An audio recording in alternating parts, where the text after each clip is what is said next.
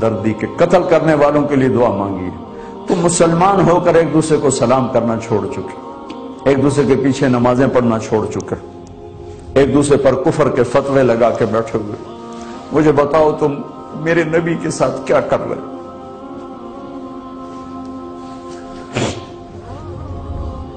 وہ تمہیں فرقوں میں بانٹ کر گئے تھے یا امت بنا کر گئے تھے؟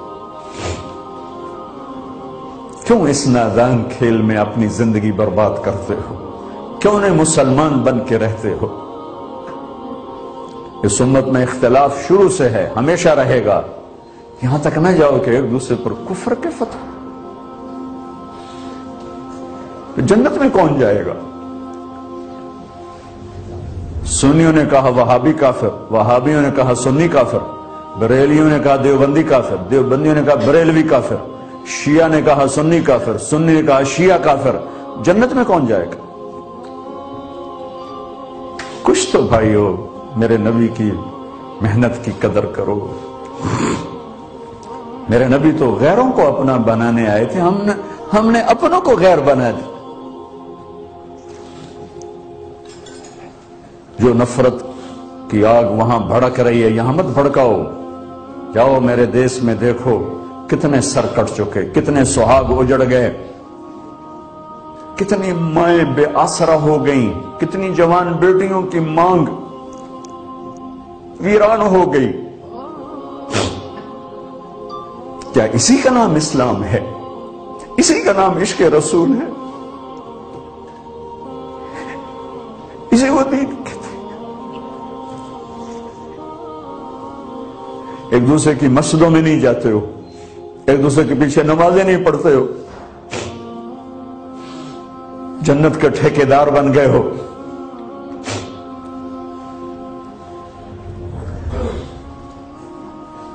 میرے نبی تو عبداللہ بن ابی کا جنازہ پڑھانے کھڑے ہو گئے تھے،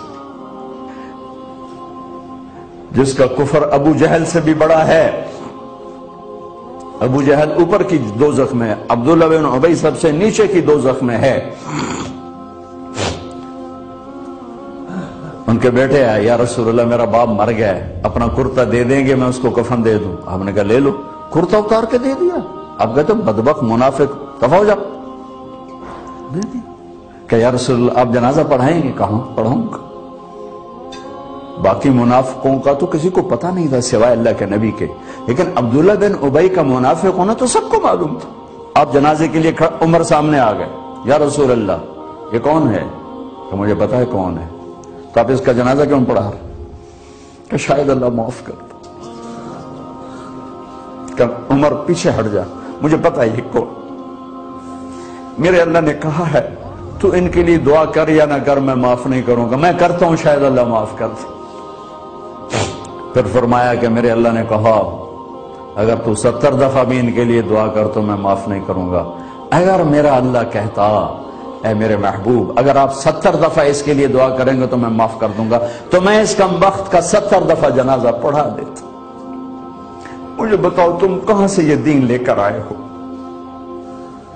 جس میں تم فرقوں میں بٹ گئے ہو، نفرتوں کی آگ تم نے لگا دی ہے؟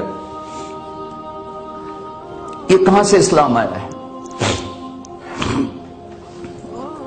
میں تمہیں اللہ اس کے رسول کا واسطہ دیتا ہوں، امت بن کے رہو، مسلم بن کے رہو، کوئی گنجائش نہیں، اپنے اپنے عقیدے پر پکے رہو، دوسرے کے لیے گنجائش رکھو۔